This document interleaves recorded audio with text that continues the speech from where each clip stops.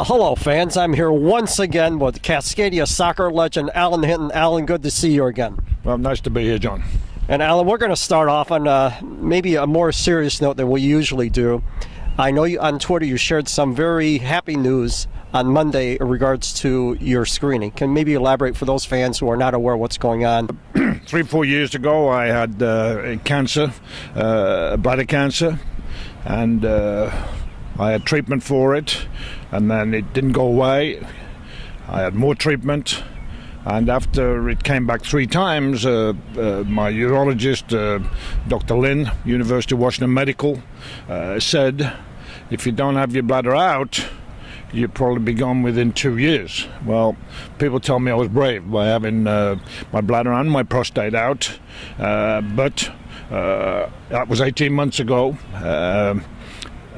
This Monday, I just went in for a CAT scan, a big CAT scan on my stomach and blood tests, and the results are negative, and I am cancer-free, which means I don't have to go to see the doctor for another CAT scan until next January, so I'm the happiest man in town. Please go for the test, but I'm in a good space right now, so thank you for asking me. Not all, and I saw the responses on Twitter, and I think a lot of people were absolutely thrilled with your news, so glad it all worked out. Alan, let's talk about now why we're really here, which is about soccer. The Sounders, again, were shut out for the second match in a row, Alan. We've got Copa America coming up. Dempsey and Valdez are out. What is going on with the Sounders? Well, we can't score. I think that build-up play has been very good against Colorado, who are a good team this year. It's not the old Colorado Rapids. This is a new Colorado Rapids. I thought the Sounders were the better team in both halves of the game. Created 15 chances. Some were very, very good chances.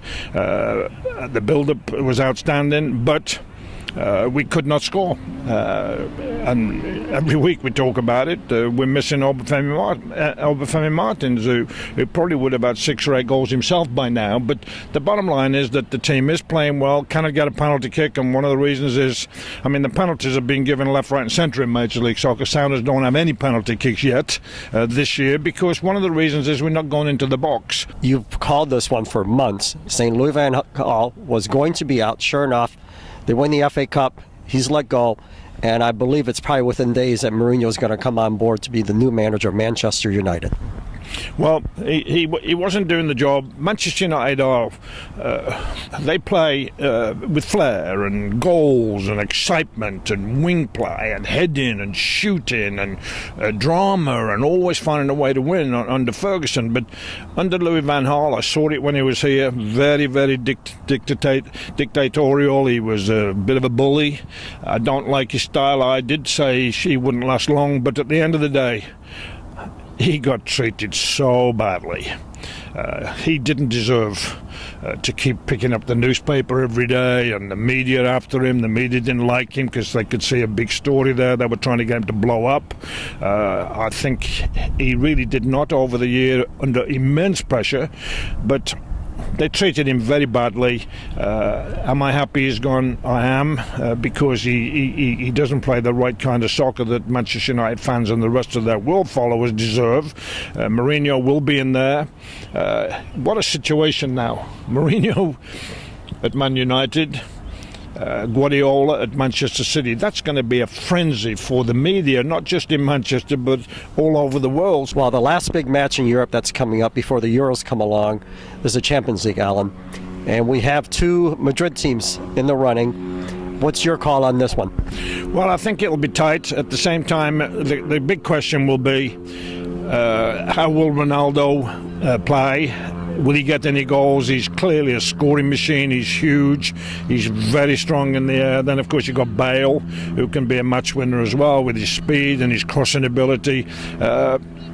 Atletico Madrid, under the coach, Simeone, they're quite an amazing team. They are worker bees. They tackle, they close down, they play with a lot of spirit. The big question mark there will be Fernando Torres, who's really had a up-and-down career, shocking at Liverpool, did well at Chelsea for a while. He's up and down like a yo-yo at Atletico Madrid. If he plays really well, it could be an interesting game. But, you got Zidane.